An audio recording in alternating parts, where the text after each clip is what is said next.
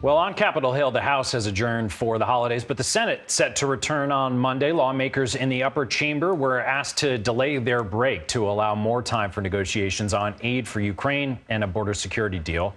The White House says without additional support, money for Ukraine will run out, by the end of the year. Republican lawmakers say to consider foreign aid, they first need additional funds approved for southern border security. So for more on this, let's bring in Leslie Sanchez and Joel Payne. Leslie is a Republican strategist and CBS News political analyst. And Joel is a CBS News political contributor, Democratic strategist, and chief communications officer for Move On. Great to see you guys again. Leslie, I'm going to start with you.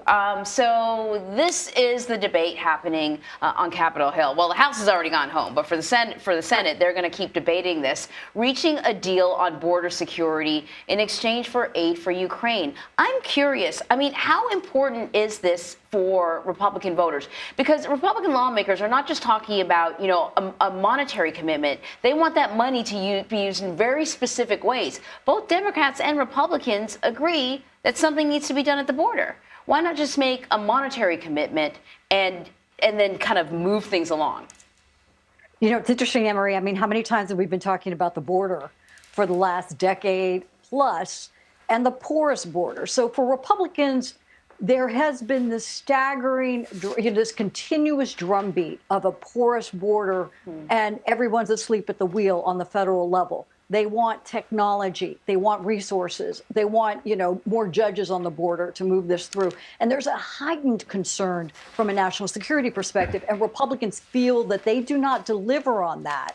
That is the critical point, next to the economy, that Republican voters expect to see some action. So they're going to tie those dollars to that. And just giving, again, Congress giving a blank check, there's not a lot of faith among, Americans that that's going to go and be allocated specifically to something that will solve kind of the short-term problem, but also look ahead for long-term solution. Joel, next one's for you. Would Dems even be talking about or considering border funding at this point if the Ukrainian aid wasn't attached to it? Doug, that's a good question. The president's actually been pretty bullish about the need to address some of the challenges at the border. I think President Biden has on a number of occasions publicly talked about his desire to be proactive with coming up with some remedies for some of the challenges at the border. And you've heard Democrats like John Fetterman, Democratic senator from Pennsylvania, also pushing that drumbeat. I think the line for Democrats is doing something on the border that's meaningful, but that is aligned with values, and that also puts forward a focus on humanitarian efforts and on efforts that align with kind of the morality, not allowing the border to become kind of a stand-in for abusing people who are trying to migrate into the country through all the means that we create for them. I think that's really what you're going to have a lot of Democrats, particularly progressives, hold the line on. But I think broadly among Democrats, I think there is an understanding that the border is a big issue, and it's not something that I think the Ukraine issue necessarily needed to be tied to raise awareness for it. So do I sense the possibility of a win-win, or potentially, even to use a word that we used to use sometimes in politics, a compromise? I'm old enough to remember when those happened. Joel, does this have the potential to be a win-win for these two sides, or is it too competitive right now? Doug, it should, right? Leslie and I kind of stitched out a pretty good bipartisan acknowledgement of the issue here, but they don't elect Leslie and I into Congress, do they? There should be, but I think Republicans view this as a potent political issue. They know that Democrats naturally have a disadvantage on issues related to the southern border. They also know that their base is very, let's just say, hesitant to invest any more money in helping the Ukrainians protect themselves against Russian invasion. So it's a powerful, potent political tool that Republicans have. I think that a lot of the onus lies on them to demonstrate that they want this to be something that is issue of compromise. Doug's an old soul. Yeah. He's a very old soul. I guess I am. An old soul. So, listen, Leslie, I want to ask you about the 2024 election. Let's talk about these candidates. And we have, I feel like in the media, there's kind of like this frenzy about like every percentage tick or movement in the polls, right? So now we have New Hampshire Governor Chris Sununu endorsing Nikki Haley. Lots of coverage for that. Also lots of coverage for, the Koch Foundation. I'm not sure, sort of pouring money into her campaign. But the reality of it is she's still way behind Donald Trump. So my question to you is there a point in focusing on the second and third place candidates when you have the leading candidate so far ahead? And Leslie, I saw like an interesting poll that indicated that even people who thought, perhaps that Nikki Haley or Ron DeSantis thought of them as their first choice, that if either of their first choice candidates dropped out, their vote would go to Trump. It wouldn't go to the alternative. Right. So what does a second place candidate, what does it mean to be in second place these days? I think you can ask any of the contenders that were around in 2015, 2016, when they were running in the primary against Donald Trump, right? That nearly 2 dozen, that are all, whistling by the graveyard, hoping that he will go down. I mean, that is very reminiscent. It's the same feeling. I remember being in Iowa in 2015, and the only people that the Republican voters were talking about, the only person was Donald Trump.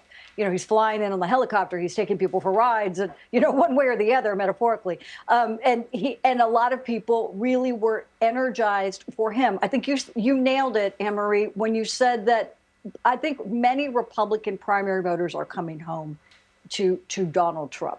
So the movement that you're seeing, there is this kind of the alternative universe where they would like to see another Republican nominee really ascend and get to that top of the ticket. But right now you're seeing in battlegrounds, Donald Trump is up, in a hypothetical against Biden in 7 swing states by an average of 5 points. We can argue and kind of downplay the polls. Let's all do that. But you can't deny the momentum and how there is this coalescing in the Republican side around the former president. And that's the story. That wave is continuing to build momentum again. And of course, we don't know what the legal implications are going to be with all the court cases and such. And that's the big question mark, but you can't deny it's there. And people that like Ron DeSantis, I'll just end on this, they like him as governor, but they love Trump as president. And that's what they're contending with, I think, in these primaries.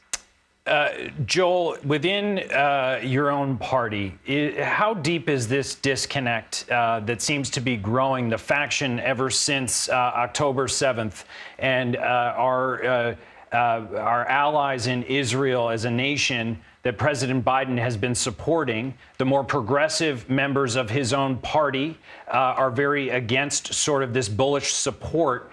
Is there anything that President Biden can do at this point to fix that rift? Yeah, a couple thoughts. One, these Democrats, just like Leslie kind of talked about the phenomenon on the Republican side of coming home, of kind of acknowledging, okay, this is the candidate, this is the person who's most likely to win. I think you're going to see a coalescing among Democrats. And you know what I actually think is going to encourage that? Impeachment. Democrats and Joe Biden need a fight. Joe Biden needs to be seen in a role of bringing together, kind of, essentially encouraging Democrats to rally around him. And I think Republicans are actually giving him a gift with this impeachment that I think by any account is pretty flimsy, that they're pursuing. They've got people on TV talking explicitly about how this is essentially doing the bidding of the Trump campaign for 2024. And I actually think that you're going to see, Joe Biden's numbers where he struggled is with Democrats. And you're going to see Democrats come home in the next couple of weeks and couple of months because they're going to be inspired by this fight on the Republican side. Last thing I would say, all of the challenges Joe Biden is having is with groups of voters that are not going to go and defect Donald Trump. They might stay home, but I think when they are faced with a choice a year from now, they're going to realize that the choice of Joe Biden versus the existential threat of Donald Trump is really no choice if you're somebody who believes in the issues that they believe in. All right, Leslie Sanchez, Joel Payne, great talking to you guys. Have a great weekend.